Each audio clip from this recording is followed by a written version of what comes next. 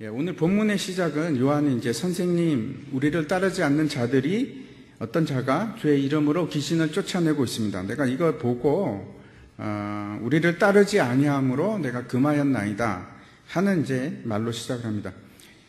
우리가 요한에 대해서 잘 알고 있습니다. 요한이 예수님 주위에 있던 몇 안 되는 제자 중에 하나였고, 또 요한복음이나 요한 1, 2, 3서, 요한 계시록을 통해서 우리가 보아지는 요한은 사랑을 무척 강조하는 사도였습니다. 예수님께서 그 마지막에 십자가상에서 요한에게 내 어머니를 부탁한다. 마리아, 모친 마리아를 부탁하고 이제 십자가에서 죽으시죠. 이제 터키에 가면은 에베소 근처에 가면 성 요한 교회라고 있습니다. 성 요한 교회의 그 근처에 또 그 어머니, 예수님의 모친되는 마리아를 모시고 살았던 집터도 있습니다. 요한의 글들을 보면 참 온화하고 부드럽고 사랑이 넘치는 그러한 우리가 사도를 기억을 하고 있는데, 누가복음 9장을 한번 함께 보도록 하겠습니다. 제가 한번 읽겠습니다.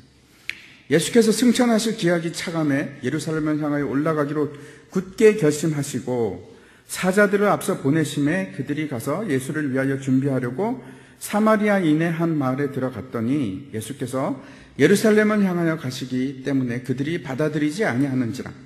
제자 야고보와 요한이 이를 보고 이르되 주여, 우리가 불을 명하여 하늘로부터 내려 저들을 멸하라 하기를 원하시나이까.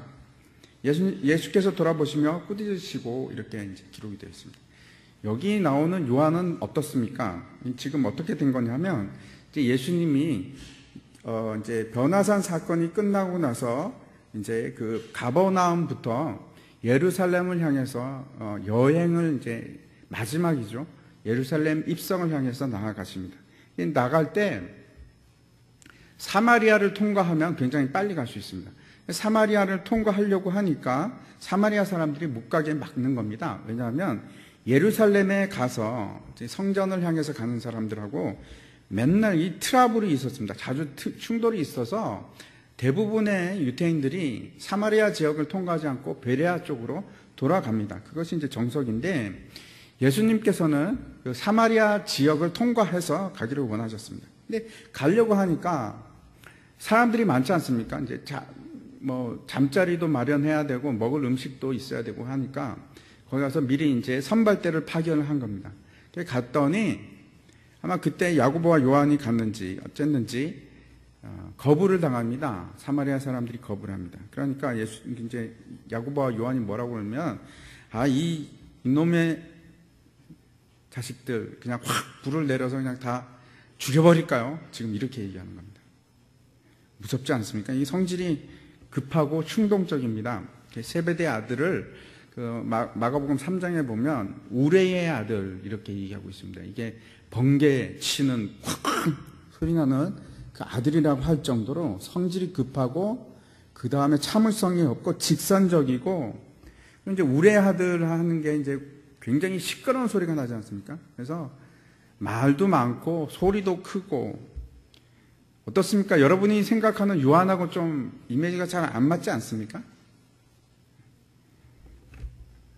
그 요한이라는 제자가 우리가 요한복음에서 보면 얼마나 그 온순하게 보이고 부드럽게 보이고, 그런데 이 원래는 이렇게 과격하고 급한 성질이 있는 사람입니다. 우리가 이제 우리 주위에서도 이런 사람들이 굉장히 많이 찾아볼 수 있습니다. 그렇죠? 성질이 불같은 사람들이 있습니다.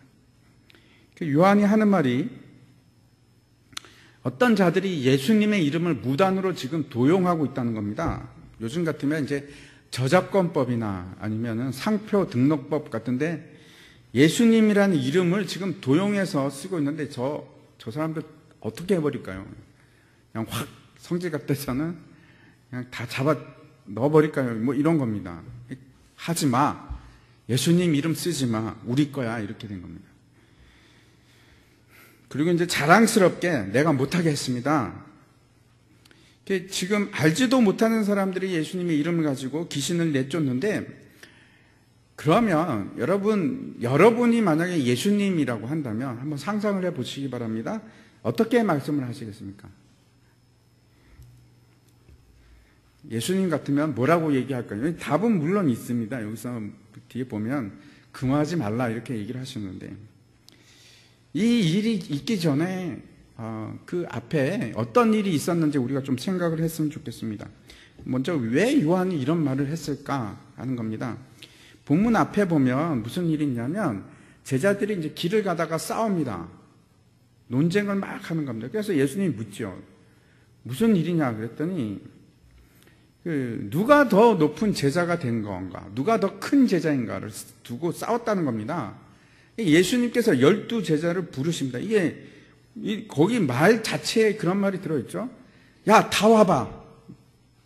아주 엄하게, 그러면 진지하게 지금 충고를 하고 계시고 지금 가르침을 주시는 겁니다. 다 앉아봐봐. 지금 큰 자가 되는 것은 섬기는 자가 돼야지 큰 자가 되는 것이고, 첫째가 되기 위해서는 섬기는 자가 되지 않으면 안 되는 거야. 이걸 진지하게 얘기하시고, 그 다음에 어린아이를 영접하는 것이 곧 나를 영접하는 것이다. 이렇게 지금 얘기를 하는 겁니다. 그러자 지금 이어서 요한이 얘기하는 겁니다. 예수님, 지금 이름 대고 지금 스스로 높아지려고 하는 거들먹거리는 사람이 있어서 내가 아주 그냥 확 낮춰줬습니다. 이런 말을 하는 겁니다, 지금. 그 높아짐에 대해서 요한의 지금 생각인데, 사람이 보통 높아지는 것을 좋아합니다. 저도 그렇고 대부분의 사람들이 높아짐의 방향으로 유혹을 받고 있고, 또 그 높음의 위치로 나가려고 합니다. 첫 번째가 이제 보통은 내가 높아지려고 합니다. 그래서 내가 어떻게 하면 높아지는 것이 좋을까? 그게 이제 제일 확실하죠. 내가 제일 높아지는 것이 첫 번째 높아지는 방법이고, 근데 그거 말고 두 번째 방법이 있습니다. 어떻게 하냐면 내가 높아지기가 힘들기 때문에 높아진 사람 옆으로 가는 겁니다. 이를테면 권력주의를 맴돈다거나, 아니면 내 이름은 높은 것이 아닐지라도 내 친구가 높은 사람이 된다거나, 또 이제 사람들이 강한 욕구를 느끼는 것 중에 하나가 내 자녀를 높은 사람을 만드는 겁니다. 나는 높은 사람이 되지 않았을지라도 내 아이들은 어떻게 해도 좀 높은 사람을 만들어야지 하는 욕구가 있습니다. 근데 그것을 어떻게 미화하건 상관없이 그 모든 것이 지금 내가 높아지려고 하는 그 마음속에 그런 마음이 있기 때문에 그런 것입니다. 그래서 사람들이 나는 비록 이렇지만 내 아들, 딸들은 참 괜찮아 이렇게 많이 자랑을 하지 않습니까? 이제 그게 무슨 말입니까? 나는 지금 이런 겁니다. 내가 같이 높아지는 겁니다. 그렇죠? 내 아들, 딸을 자랑함으로써 내 아들, 딸이 이런 사람이야 하는 것을 자랑하면서 나도 그냥 스스로가 이렇게 높아지기를 원하는 겁니다. 근데 그런 것뿐만 아니고 심지어는 교회에서 이런 것도 있습니다. 나는 담임 목사님하고 되게 친한 것이 마치 높아지는 것처럼 생각하는 겁니다. 그래서 그게 또 굉장한 관심거리가 됩니다. 누구는 담임 목사님하고 되게 친하더라. 누구는 소외를 받더라. 나는 이름도 기억을 못하더라. 하는 것이 여러분은 어떻습니까? 그게 중요한 문제입니까?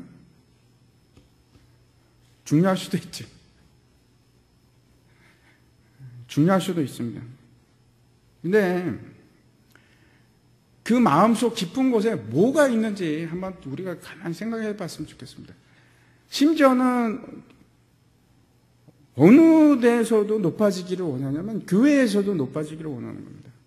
근데 내 자신이 높아지지 못하더라도 내가 그래도 교회에서 제일 높임을 받고 있는 담임 목사님하고 친해지면 그러면 나도 높아지는 것인가?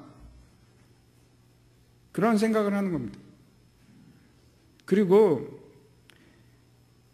내 이름도 모른다. 그러면 너무너무 내가 무시를 받는 것 같고, 사실은 전혀 그렇지 않은데,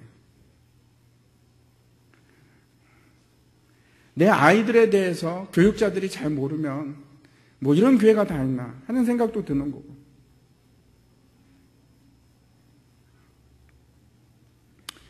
그게 이제 우리 관심이 그런데 계속 머물러 있습니다. 책을 살 때도 유명인들이 그래도 추천하면은 그래도 굉장히 그래도 내가 그런 책 정도는 봐주면 나도 마치 괜찮은 사람인 것처럼 되는 거고, 핸드백을 살 때도 유명 제품을 사면은 그러면 나도 유명한 사람이 되는 것처럼 느껴지고 중요한 사람처럼 느껴지고,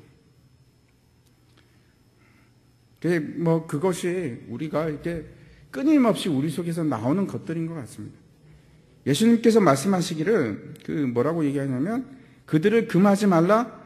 내 이름을 의탁하여 능한 일을 행하고 바로 나를 비방하지는 못한다. 이렇게 얘기를 합니다. 40절 한번 보시기 바랍니다. 9장 40절을 보면 이렇게 얘기합니다. 우리를 반대하지 않는 자는 우리를 위하는 자니라. 지금 참 이상하죠. 예수님의 특징 중에 하나가 동문서답 하시는 겁니다. 동문서답 하시는. 우리가 여러 군데서 보면 우리가 이해할 수 없는 선문답 비슷한 대답을 많이 하십니다. 여기서도 지금 높아짐에 대해서 얘기하는 것 같은데 예수님께서 어디로 주제를 지금 돌리고 계시냐면, 우리를 반대하지 않는 자는 우리를 위하는 자니라 하는 얘기를 하고 계십니다. 결국 지금 무슨 말입니까? 예수님을 반대하지 않는 자는 결국 우리 편이다. 지금 이런 말이 되는 겁니다. 이 말을 잘 생각해 보시기 바랍니다. 우리 편에 있다는 것은 결국 어떤 말입니까? 우리 편이 아닌 자들이 있다. 반대하는 자들도 있다는 것입니다. 지금 성도에게 더 중요한 문제가 있습니다. 지금 예수님께서 지금 마가복음에서 분명하게 드러내고자 하는 것은, 예수님께서 지금 굉장히 중요한 문제를 시작하는 시점에 있습니다. 그것이 무엇인가 하면 예루살렘으로 올라가는 그 여정에 이제 접어들기 시작한 겁니다. 여러분, 왜 예수님께서 예루살렘으로 가시죠? 십자가를 지시기 위해. 그래서 2번이나 앞에서 경고를 했습니다. 또 한 번의 경고가 나올 것입니다. 그러한 상황에 있어서 제자들은 뭘 가지고 지금 논쟁의 대상거리가 되냐면, 누가 높아지는가, 누가 낮아지는 건가 하는 데 관심이 있습니다. 지금 십자가를 향해서 예루살렘으로 나가고 있는데, 그것이 왜 중요하냐면 한번 보시겠습니다. 이 계획은 사탄의 계획을 완전히 멸하기 위한 마지막 최후의 펀치를 날리기 위한 그러한 것입니다. 창세기 3장 15절의 말씀을 한번 같이 보도록 하겠습니다. 내가 너로 여자와 원수가 되게 하고 내 후손도 여자의 후손과 원수가 되게 하리니 여자의 후손은 내 머리를 상하게 할 것이요 너는 그의 발꿈치를 상하게 할 것이다 하시고,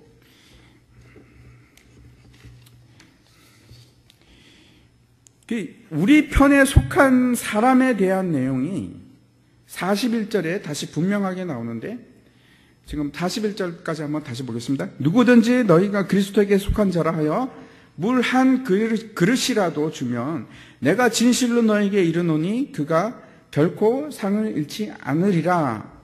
여기서 이제 작은 자 하나에게 물 한 그릇을 준다고 얘기하지 않고 다른 곳에는 그렇게 얘기하는 곳이 있죠. 그런데 여기서는 뭐라고 하냐면, 누구든지, 앞에서 요한이 말한 그 사람일지라도 우리 편이라면, 지금 나의 예수 그리스도의 편에 속한 사람이라면, 빛에 속한 사람이라면 물 한 잔이라도 대접하면 그것이 곧 상이 될 것이다. 이렇게 지금 얘기하고 있습니다. 지금 어떤 얘기인지 문맥을 지금 잡아가시기 바랍니다. 제가 너무 장황하게 얘기했는데, 예수님께서는 지금 십자가상으로 달려가시면서 그 뱀의 머리를 치는 일을 지금 계획하고 계시고 그 일을 이루려고 하고 계십니다. 그게 무엇이죠? 큰 지금 전쟁을 앞두고 있는 겁니다. 근데 전쟁을 앞두고 있는데 지금 제자들은 어떤 데 머물러 있냐면 누가 높고 낮음에 머물러 있는 겁니다. 그 일본하고 미국하고 태평양 전쟁을 우리가 잘 알고 있듯이 하지 않았습니까? 이제 일본이 결정적으로 미국에 패한 두 개의 전쟁이 있습니다. 그 중에 하나가 이제 미드웨이 해전이라는 전쟁인데, 제가 어릴 때 이제 책으로도 읽었고 찰턴 헤스턴이 나왔던 영화도 봤습니다. 미드웨이 해전이라는 영화가 있었는데, 제가 이 얘기를 왜 하냐면, 당시에 일본은 태평양 함대를 가지고 있었는데 막강한 전력을 가지고 있었습니다. 그래서 태평양에서 일본을 맞설 만한 곳이 없었습니다. 단 하나 있는데 이제 미국인데, 나머지 나라들은 유럽에서 전쟁을 하고 있었기 때문에 거기에 뭐 지금 신경을 쓰느라고 다른 데 전혀 여력이 없었고, 미국도 미리 이제 일본이 진주만 폭격을 하는 바람에 미국에 좀 손실을 입습니다. 그래서 이제 일본이 생각하기에는 태평양은 우리 것이다 하는 생각을 가지고 있었습니다. 그리고 이제 마지막 타격을 해서 미드웨이 섬에 있는 미군을 갖다가 완전히 괴멸을 시키면 이제는 완전히 안전하다. 태평양은 이제 이 동아시아는 완전히 우리 세상이다. 이렇게 생각을 하고 있을 때입니다. 그래갖고 이제 일본이 미드웨이 섬을 공격을 시작합니다. 항공모함 4척을 가지고, 항공모함 4척을 가지고, 5척을 가지고, 항공모함 5척을 가지고 어마어마하죠. 그리고 막 군함들을 이끌고 비행기를 한 300대를 가지고 그 미드웨이 해전을 하러 갑니다. 그런데 실수를 합니다. 첫 번째 실수가 뭐냐면, 미국이 미드웨이 섬으로 올 거라는 것을 암호를 해독했다는 것을 모릅니다. 그게 첫 번째 실수였고, 그 다음에 이제 이 전쟁을 하는 데 있어서 이제 비행기가 왔다 갔다 하면서 싸우는 겁니다. 항공모함에서 비행기가 떠서 서로로 싸우는 건데, 굉장히 중요한 것은 비행기는 오래 못 납니다. 연료가 있어서 연료를 다 쓰면 다시 돌아가야 됩니다. 그래서 시간이 굉장히 중요합니다. 그래서 정보가 너무너무 중요합니다. 그런데 그 정보를 일본이 제대로 알지를 못합니다.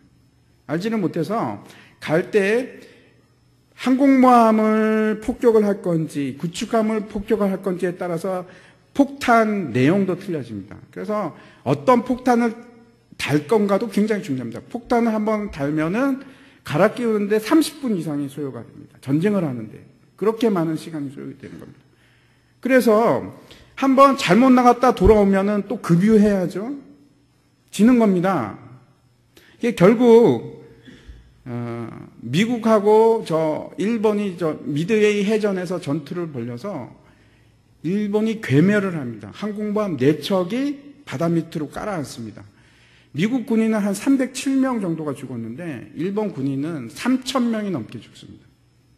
그래서 저 해전 이후에 일본이 일어나지 못합니다. 그 막강했던 그 태평양 함대가 완전히 괴멸이 당합니다. 저 미드웨이 해전에서. 제가 말씀드리려고 하는 것은 실제 자기들이 어디가 취약한지를 몰랐고, 그 다음에 적을 알지를 못했습니다. 적이 어디 있는지를 알지도 못했고, 적이 어디를 공격할지를 알지를 못했습니다. 그래서 뼈아프게 진 전쟁이 바로 저 미드웨이 해전입니다. 제가 이 말씀을 드리는 것은 마치 요한이 그 제자들과 함께 처해 있는 상황을 전혀 이해하지 못하고 지금 무슨 생각까지 하냐면, 예수님과 함께 예루살렘에 올라가면 나는 좌할게, 너는 우하고 내가 어떠한 권력의 자리를 잡을 것인가, 이런 생각을 하고 있는 겁니다. 10장에 가면 이렇게 얘기합니다. 야고보와 요한은 주의 영광 중에 우리를 하나는 주의 우편에 하나는 좌편에 앉게 하소서. 그렇게까지 생각을 하는 겁니다. 지금 어떤 전쟁이 눈앞에 있는지도 모르고 전쟁의 본질도 모르고 심지어는 뭘 모르냐 하면 지금 전쟁 중에 있는지 없는지도 모르는 겁니다. 적이 어디를 뚫고 들어올지도 모르고 적은 어디를 통해서 우리를 공격할지도 모르고.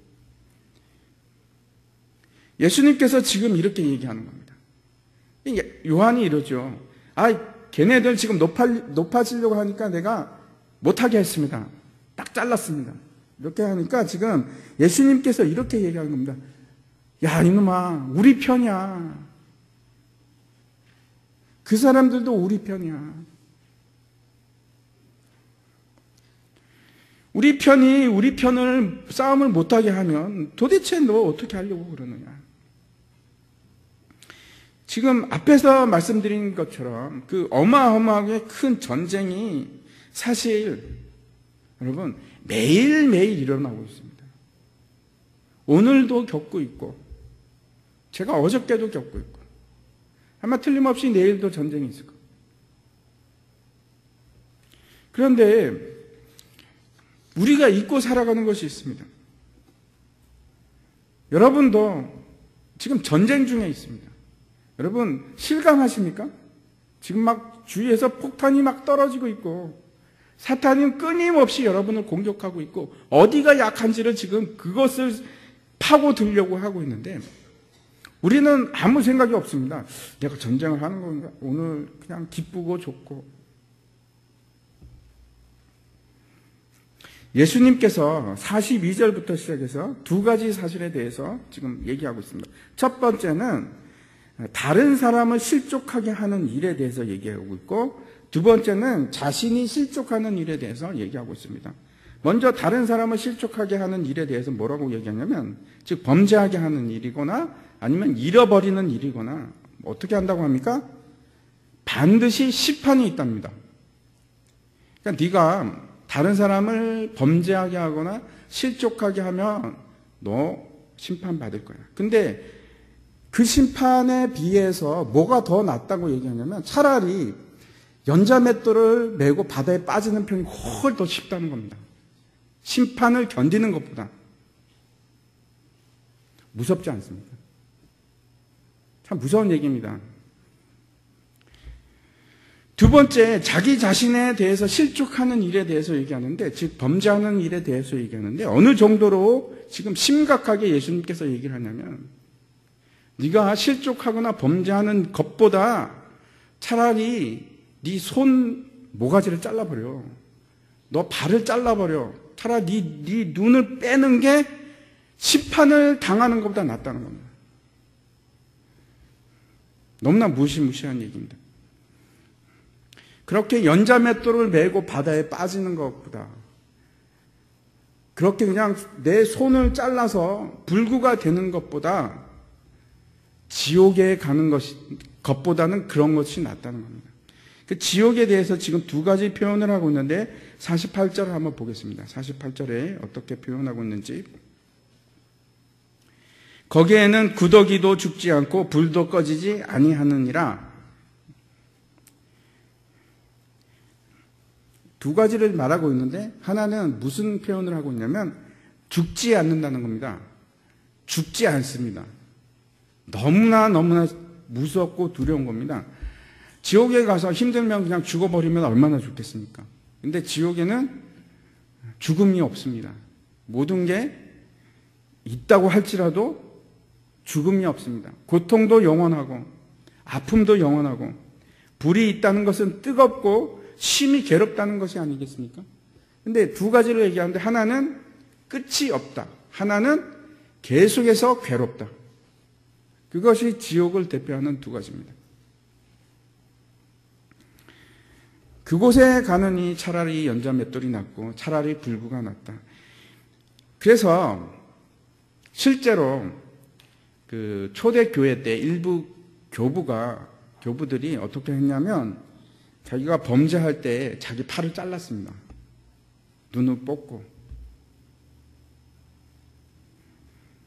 여러분은 어떻게 생각하십니까? 거기에 대해서 어떤 의견이 있으십니까? 그것이 옳습니까? 옳지 않습니다. 여러분 그렇게 하지 마시기 바랍니다. 왜냐하면 내 다리가 없다고 해서 나의 죄의 본성이 사라집니까? 사라지지 않습니다. 여러분 마가복음 앞에 7장에 보면 더러운 것은 어디로부터 나오냐면 우리의 마음으로부터 나옵니다. 내 다리에서 나오는 것이 아니고, 내 눈에서 나오는 것이 아니고, 내 손에서 나오는 것이 아니고, 내 마음에서 온갖 더러운 것들이 나오는 것은 내 마음입니다. 자르려면 내 마음을 잘라야지 왜 발을 자르겠습니까?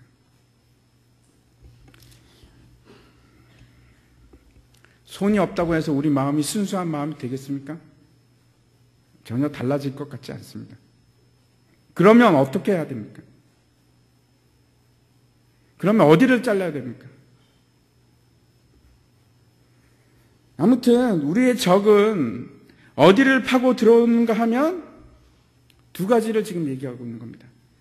나를 통해서 다른 사람을 범죄나 실족게 하거나 아니면 내가 범죄하게 하거나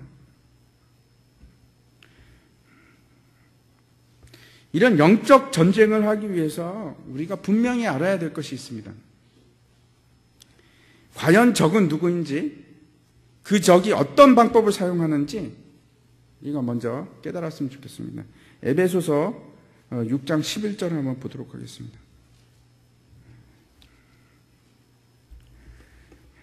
에베소서 6장 11절에 이렇게 기록하고 있습니다.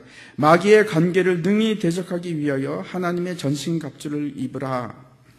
우리가 먼저 여기서 생각해야 될 것이, 우리는 지금 전쟁 중에 있는데 매일매일이 심한 싸움인데, 극렬한 싸움을 벌이고 있는데, 지금 나한테 싸움이 없다? 뭔가 좀 이상한 겁니다. 싸움이 있어야만 합니다.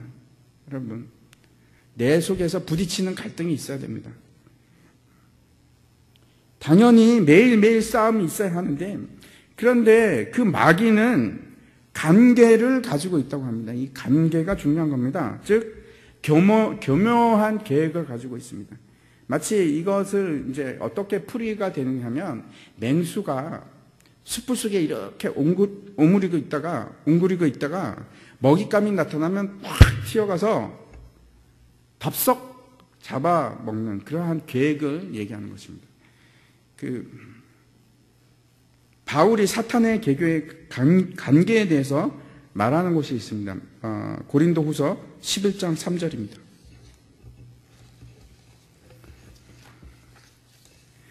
제가 읽겠습니다. 뱀이 그 관계로 하와를 미혹한 것 같이 너희 마음이 그리스도를 향하는 진실함과 깨끗함에서 떠나 부패할까 두려워하노라. 그 첫 번째 사탄의 대표적인 관계가 미혹하고 속이는 것입니다. 하나님이 참으로 너희에게 동산의 모든 열매를 먹지 말라고 하였는가? 창세기죠. 창세기 3장 1절에서 그렇게 얘기하는데, 무엇을 의심하게 만드냐면 하나님의 선하심을 의심하게 만듭니다. 하나님이 정말로 선하시냐? 너에게 하나님이 해준 것이 도대체 무엇이냐? 욥과 같이 고통과 절망을 안겨줘서라도 하나님과 우리의 사이를 갈라놓으려고 하는 것이 이 사탄입니다. 어떻게 하냐면, 내 자신은 불행해. 나는 쓸모가 없어. 끊임없이 그렇게 고백하도록 부추깁니다. 속이는 겁니다. 나는 모든 사람으로부터 사랑을 받을 만한 자격이 없어. 그냥 죽고 싶어. 사람들이 다 나를 싫어하는 것 같아. 나는 무시당했어.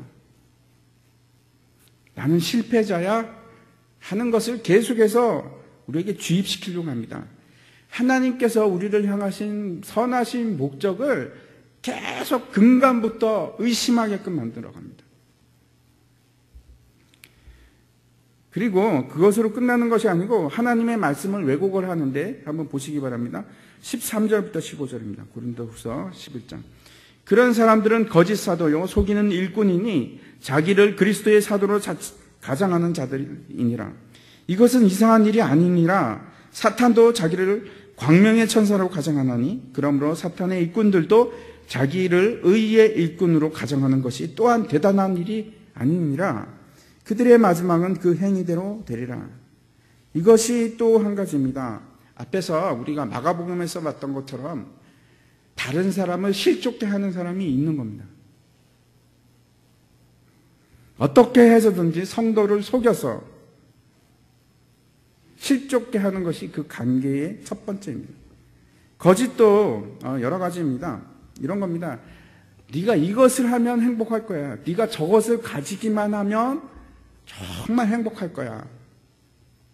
네가 선악과를 먹기만 하면 너무너무 행복해질 거야. 한 번만 먹어봐. 그래서 아담과 하와가 선악과를 먹고 너무나 행복해졌을까요? 아니요. 죄책감에 시달립니다. 두 번째 사탄이 우리를 공격하는 큰 무기가 있는데 그것은 바로 우리의 죄입니다. 우리가 살아가면서 하나님께 불순종함으로 짓는 죄는 사탄에게서 엄청난 무기가 됩니다. 먼저 어떻게 해서든지 우리를 죄를 짓게 만들지요. 분노함으로 죄를 짓게 하고 미움으로 용서하지 못하게 하고 성적인 부도덕을 통해서 죄를 짓게 하고 이런 모양으로 저런 모양으로 교만하게 만들고 그렇게 해서 한번 죄에 빠지게 되면 여러분 또 속입니다. 너는 죄를 벗어나지 못해. 너는 그 2차적으로 공격이 들어가는 겁니다. 2차적으로 공격이 들어가서 너는 안 돼. 거봐 안 되잖아. 너는 죄를 졌기 때문에 이제 하나님하고 멀어졌어. 너는 죄에서 헤어날 수 없어. 이렇게 또 속입니다. 이것이 2차적인 사탄의 속임입니다. 제가 두 가지 말씀드립니다. 하나는 속여서 하는 것이고 또 하나는 계속해서 죄를 짓게 만드는 전법을 씁니다. 그러면 그러한 죄들을 막아내기 위해서 우리는 여기에 성경에서 기록된 오늘 본문에서 기록된 것처럼 우리의 육체를 하나하나 잘라가면 뭐만 남겠습니까? 여러분 아무것도 안 남을 것 같습니다. 그렇죠? 귀도 자르고 눈도 빼내고 입도 자르고 뭐가 남겠습니까?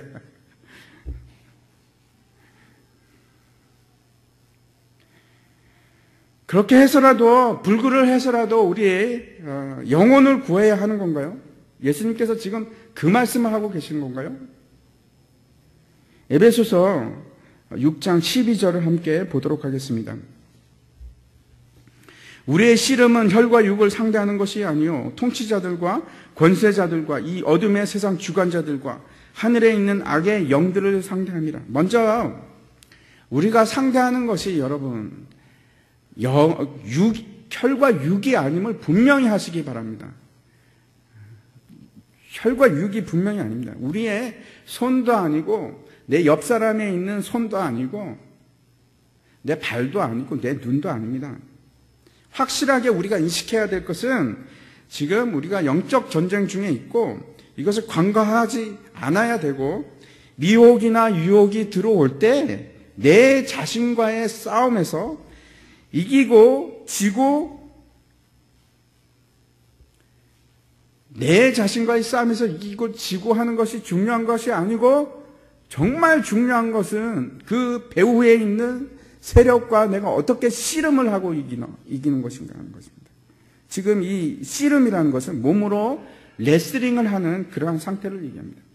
그래서 뭘 해야 되냐면 우리의 취약점을 막아야 됩니다. 잘라내는 것이 아니고 우리의 취약점을 막아내는 것입니다. 지금 앞에서 예수님께서 그걸 자르는 것을 얘기한 것은 제가 말씀드렸죠. 오히려 자르는 것이 심판받는 것보다 더 낫다는 얘기입니다. 비교해서 얘기하는 것이지 자르라는 얘기가 아닙니다. 그러면 어떻게 해야 됩니까? 어떻게 하면 우리의 취약점을 막을 수가 있겠습니까? 한번 보겠습니다. 에베소서 6장 13절부터 18절까지 말씀을 보도록 하겠습니다. 그러므로 하나님의 전신갑주를 취하라. 이는 악한 날에 너희가 능히 대적하고 모든 일을 행한 후에 서기 위함이라. 그런즉 서서 진리로 너희 허리띠를 띠고 의의 호심경을 붙이고 평안의 복음이 준비한 것으로 신을 신고 모든 것 위에 믿음의 방패를 가지고 이로써 능히 악한 자의 모든 불화살을 소멸하고 구원의 투구와 성령의 것 곧 하나님의 말씀을 가지라. 모든 기도와 간구를 하되 항상 성령 안에서 기도하고 이를 위하여 깨어 구하기를 항상 힘쓰며 여러 성도를 위하여 구하라. 이것이 사탄의 관계를 이기기 위한 필수적인 것들입니다. 힘은 허리에서 나옵니다. 그래서 의의 허리띠를 띠고 진리의 허리띠를 띠고 이 마음을 지키기 위해서 의의 호심경을 달고 복음의 평안의 신을 신고 믿음의 방패를 들고 구원의 투구로 내 머리를 보호하고 나의 생각을 보호하고 성령의 말씀을 가지고 대적을 하는 겁니다. 이것을 다시 돌아가서 우리 마태복음 복음을 본문을 한번 보겠습니다. 50절 한번 보시기 바랍니다. 소금은 좋은 것이로되 만일 소금이 그 맛을 잃으면 무엇으로 이를 짜게 하리요 너희 속에 소금을 두고 서로 화목하라 하시니라. 여러분 혹시 아십니까? 세상에서 짠맛을 내는 것이 뭐가 있을까요? 한번 맞춰보시기 바랍니다. 예? 소금 그리고 또 짠맛 내는 거. 예? 어떤 게? 예? 안 들려요. 짠맛 내는 게 또 뭐가 있을까요? 아시는 거 없습니까? 예? 감자? 간장! 간장 소금으로 만드시는 거 모르시나요?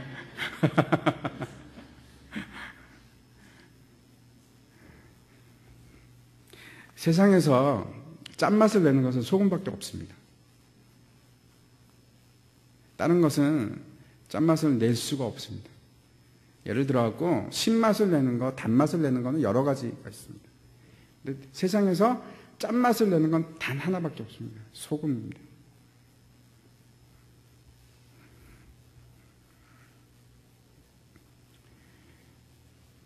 그런데 문제는 소금인데 짠맛이 안 나는 겁니다. 예수님의 사람인데 예수님의 향기가 안 나는 겁니다. 예수님의 사람이라고 함에도 불구하고 맛을 보니까 짠맛이 안 납니다. 결국 영적 전투에서 그 공중 권세 잡은 자에게 승리할 수 있는 결정적인 방법은 여러분 소금의 맛을 내면서 살아가는 것이라고 지금 예수님께서 말씀하고 계십니다. 그게 뭐죠? 진리의 허리띠를 띠고 의의 호심경을 달고 구원의 투구를 쓰고 믿음의 방패를 들고 성령의 검을 가지고 복음의 신을 신은 채 살아가는 것입니다. 그것이 짠맛을 내는 것입니다.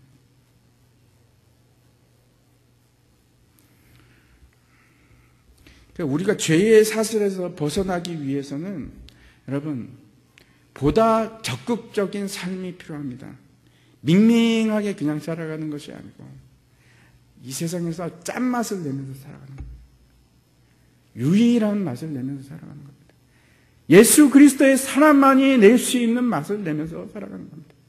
세상 어떤 사람도 우리와 같은 맛을 내는 사람은 없습니다.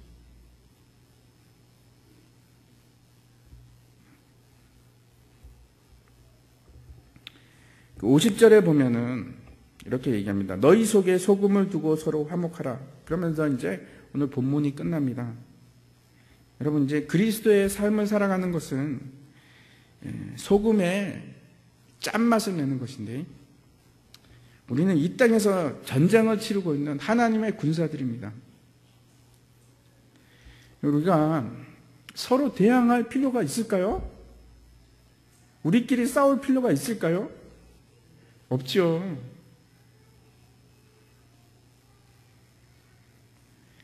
서로 대항해서 싸우는 것이 아니고 그리스도 안에서 한 지체를 이루고 하나님의 군대로 함께 정렬해서 함께 나가는 겁니다.